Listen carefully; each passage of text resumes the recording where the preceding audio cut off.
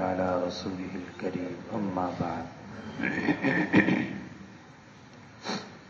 عن معاوية بن جاهمة رحمه الله أن جاهمة رضي الله تعالى عنه جاء إلى النبي صلى الله عليه وسلم قال يا رسول الله أردت أن أغزو وقد جئت أستشيرك قال رسول الله صلى الله عليه وسلم هل لك قال نعم قال فالزمها فإن الجنة تحت رجلها أو كما قال سيدنا رسول الله صلی اللہ علیہ وسلم۔ حضرت معاویہ بن جاہمہ رحمہ اللہ سے روایت ہے، وہ فرماتے ہیں کہ میرے والد جاہمہ رضی اللہ تعالی عنہ نبی صلی اللہ علیہ وسلم کی خدمت میں حاضر ہوئے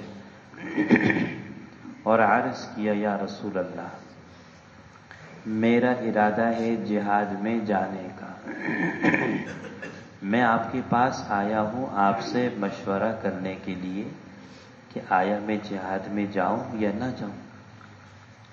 رسول اللہ صلی اللہ علیہ وسلم نے دریافت فرمایا کیا تمہاری والدہ موجود ہیں؟ انہوں نے عرض کیا یا رسول اللہ جی موجود ہیں۔ آپ نے فرمایا بس اب تم ان کی خدمت کرو، اس لیے کہ ان کے قدموں کے نیچے جنت ہے۔ اس حدیث سے ایک بات تو یہ معلوم ہوئی کہ کام کرنے سے پہلے مشورہ کر لینا چاہیے۔ بعض اوقات آدمی اپنی دانست میں کسی کام کو ٹھیک سمجھ رہا ہوتا ہے اور افضل سمجھ رہا ہوتا ہے، لیکن حقیقت اس کے برخلاف ہوتی ہے۔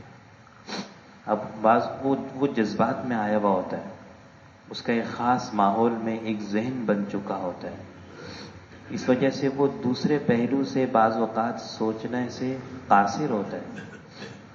ایسے میں جب وہ کسی کے پاس مشورہ کرنے چلا جاتا ہے تو اس کے سامنے دوسرے پہلو بھی کھل کر آ جاتے ہیں اور افضل اور غیر افضل والی بات بھی سامنے آ جاتی ہے۔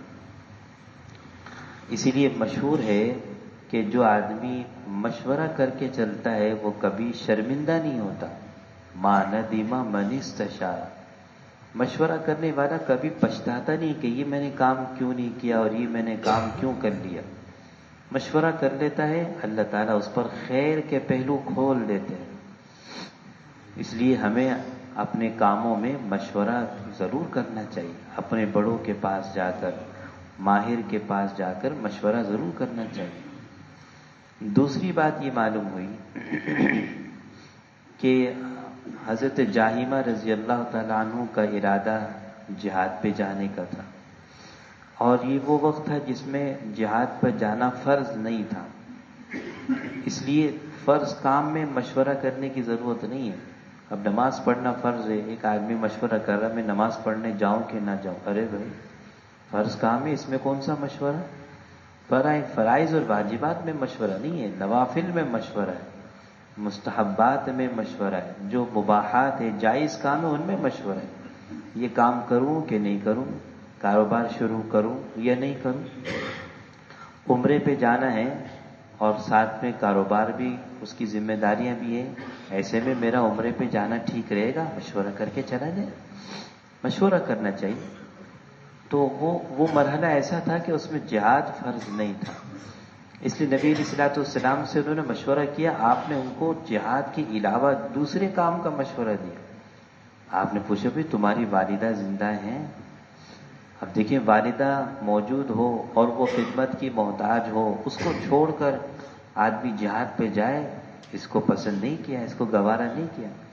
آپ نے فرمایا بس تم یہیں پر ان کی خدمت کرو، تمہیں وہاں پر بھی جا کر جنت ہی کمانی ہے نا، یہ جنت تمہیں تمہاری ماؤں کے قدموں کے نیچے مل جائے گی، یا خدمت کر لو تمہاری جنت یہیں پر ہے۔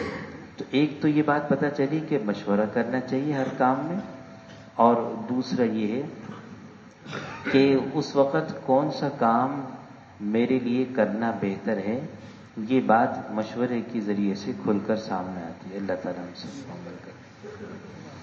اللہم لک الحمد لما صلی وسلم علی سیدنا